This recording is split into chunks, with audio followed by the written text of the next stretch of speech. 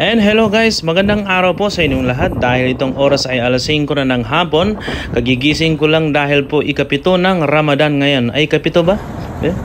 Yes, ikapito ng Ramadan ngayon. So dahil ikapito po ay naghahanap na ako ng ikram. Ang ikram po guys ay yung binabalot po sa katawan ng up and down, isang katawan ng tao na magpa-perform ng umrah. Ito po ang ginagawa ng mga katulad naming mga Muslim sa buong mundo.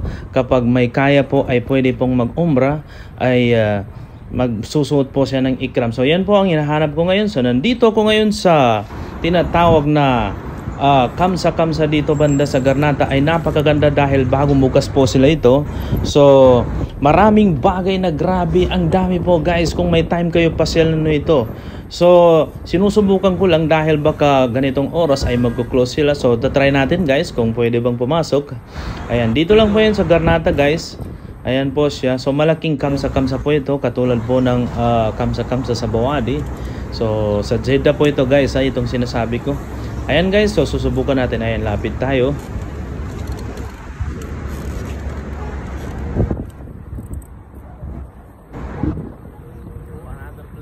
So ayun guys, lumapit nga ako dahil para masubukan kung pwede pang pumasok sa oras na ganito. Pero sawi tayo guys, hindi na daw pwede dahil alas 8 pa daw ang muling pagbubukas nitong kamsa dito sa Garnata, sa may highway ng Sabayin. So hindi masama yung ganun dahil pupunta tayo sa ibang lugar guys.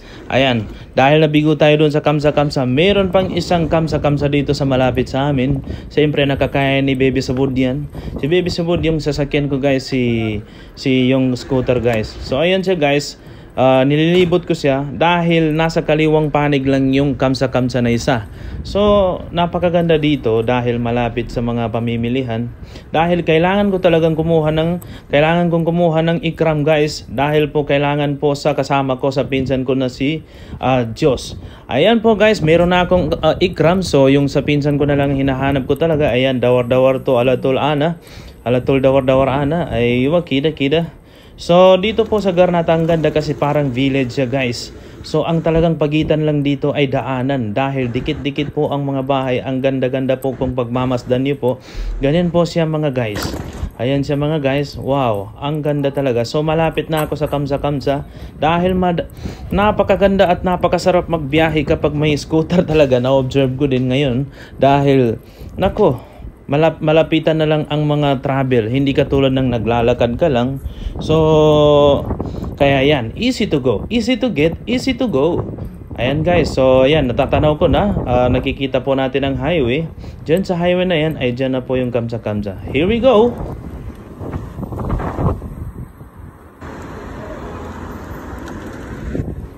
Ayan na yung highway guys, so malapit na lang dyan yung kamsa. Siguro mga 1 minuto na lang. Ayun si Buddy po, naunahan ako, maliit na scooter. Ayun siya. Siyempre smooth lang yung takbo ko guys dahil nagbibideo ko ganyan. So napaka nice niya. So mali ang alas naman ang tanawin at saka yung papawid guys. Parang hindi naman masyadong dark. So may pag-asa pang lilinaw ito hanggang sa mamayang gabi. So ayan guys, parating na ako sa kamsa. Sa ganitong oras guys ay maraming tao ditong namimili dahil malapit ng mag-iftar. Ang tawag sa mga Muslim ay iftar o di kaya pagbuka sa mga Maguindanao or sa ibang mga tribo, pagbuka. So ang pagbuka o iftar ay pagkain ng pagsapit ng gabi, alas 7 o di kaya alas 6 ng 6:30 ng gabi, papasok sa gabi.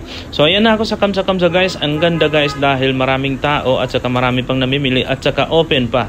Hindi katulad nung sa kamsa dun sa isa ay nag-close na sila. So umakyat na akong dali-dali guys para makakuha po ng ikram dahil kailangan ko pong makakuha ng ikram bago sumapit ang gabi guys, dahil lalabhan ko pa ito at babanlawan ko pa ito para magamit uli papunta sa Al-Makkatul Mukarramati, ang pag-uumrah, pagpa-performing ng umrah. So yan siya guys, hinahanap ko na. Ayan, iikot natin yan. So dito sa kamsa guys ay hindi lang kamsa ang tawag dito dahil marami kang makikita mga bag o anumang mga bagay, t-shirt, maleta. Yan, kita nyo naman guys, yan sa mannequin, pang babaeng suot. Ayan na yung ikram guys, so nakita ko na rin. Ayan, malapit na rin itong mapawi dito dahil nakita ko na agad yung ikram. Alhamdulillah, okay naman yan.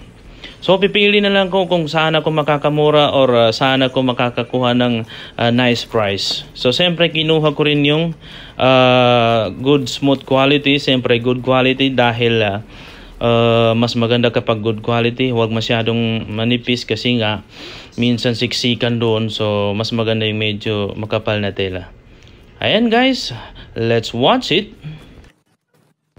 So siyempre guys, sa pamimili ng ikram dapat piliin mo yung makapal, hindi naman sa gaano makapal pero yung good quality, as in hindi siya makisi-kisi, hindi siya mabutas-butas sa karamihan ng tao dahil ang Al-Haram po ay napaka-siksikan po doon at napaka-crowded. Hindi lang basta-basta crowded sa mall kundi crowded talagang dikit-dikit ang tao. So kailangan po yung good quality. So ayan nga, iniikot-ikot ko yung camera ko at mata ko para makakuha ng isang magandang ikram. So ayan siya guys, nakakuha na nga ako ng isa. Ayan, papakita natin. Yan! So, sa halagang kwan lang yan, 27 real lang yan siya guys. So, napakaganda at napakagandang quality. Very smooth, medium quality. So nice and so good. Ayan, uwi na ako agad yan at lalaban ko at babanlawan ko. At siyempre, sa 2 oras po ay natutuyo po yan dahil maganda po ang dryer ng machine ko. So, kapag madry po ng machine yan, ay ibababad ko na lang sa labas yan. At 2 oras po ay tuyo na agad yan mga guys.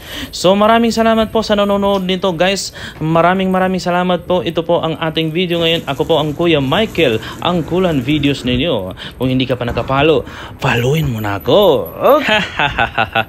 So yan guys, lilibot-libot pa tayo dahil dito talaga sa kamsa-kamsa na ito ay maraming bagay kang makikita.